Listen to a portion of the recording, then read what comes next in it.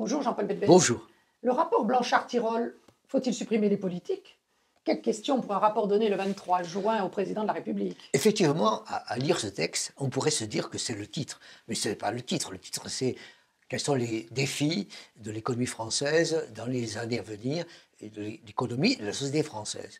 Mais effectivement, on peut se dire à quoi servent les politiques, étant entendu que les sujets qui sont étudiés concernent effectivement la longue période, 1, 2, 3, 4, 5 quinquennats, en disant voici le problème, essayez de trouver des solutions, vous, aujourd'hui, et après, laissez-nous faire, on verra après. De quoi parle-t-il dans ces 500 pages? Effectivement, il parle des 3 grands sujets de l'économie française et de la société française pour les années à venir. Le premier sujet, c'est effectivement le réchauffement climatique. Comment allons-nous vivre dans 5 ans, 10 ans, 15 ans? Deuxième idée, comment gérer les inégalités dans un monde qui change avec les révolutions technologiques. Et la troisième idée, comment allons-nous vivre avec le vieillissement de la population et comment allons-nous résoudre le problème des retraites. Autrement dit donc, réchauffement climatique, 2 nouvelles technologies, 3 retraites, voilà les 3 grands sujets qu'ils abordent. Que propose-t-il? Que propose-t-il dans l'ordre? Pour ce qui concerne le réchauffement climatique, ils disent qu'il faut d'abord continuer le nucléaire. Deuxième idée, il faut absolument avoir une taxe carbone interne et aux frontières, interne pour qu'on paye le prix de la pollution et externe pour qu'on évite du dumping écologique, climatique, à savoir importer des produits polluants de l'extérieur.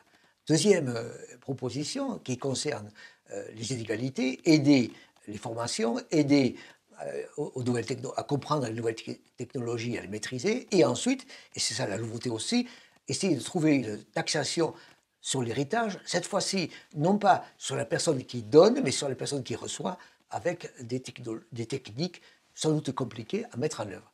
Troisième solution pour le troisième problème, une retraite à points pour faire en sorte que les gens partent plus tard, mais aussi qu'ils aient des retraites plus égales et qui seraient plus justes, gérées dans le temps, en tenant compte effectivement des petites retraites pour essayer de les éviter, et aussi de la pénibilité. Donc on voit bien que dans ces 3 sujets, on a 3 types de solutions qui engagent l'avenir. Mais tous ces points ne seraient pas gérés par les politiques. La caractéristique de ces 3 solutions, c'est qu'effectivement, une fois qu'on s'est mis d'accord, eh ben, on laisse faire.